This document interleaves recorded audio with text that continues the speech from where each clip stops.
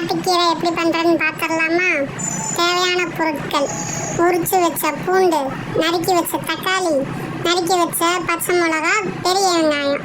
ஒரு வடைச்சட்டி எடுத்து இம்பிட்டுக்காண்டு எண்ணெயை ஊற்றி இத்தினூண்டு சீரகத்தை போட்டு நல்லா பொரிஞ்சு வரவும் உரிச்சு வச்ச பூண்டு, நறுக்கி வச்ச தக்காளி, நறுக்கி வச்ச பச்சை மிளகா, இந்த மூணுத்தையும் போட்டு நம்ம நல்லா கிண்டி லாஸ்ட்டாக நம்ம நறுக்கி வச்ச பெரிய வெங்காயம் அதையும் முட்டுக்காண்டு போட்டு கொஞ்சோண்டு மஞ்சத்தூள் அதையும் போட்டு நல்லா கிண்டி இந்த பக்கம் வர்ற அளவுக்கு வச்சிடணும். வந்ததுக்கப்புறம் நம்ம ஆஞ்சி வச்ச காட்டுக்கீரை. இதோட நன்மைகள் அளவு இருக்குது.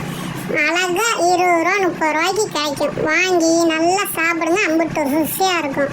அப்புறம் ஒரு கிளாஸ் தண்ணி எடுத்து ஊற்றி இம்புட்டுக்காண்டு தேவையான அளவு உப்பு அதையும் போட்டு நல்லா கிண்டி நல்லா வேகிற அளவுக்கு வச்சிடணும்.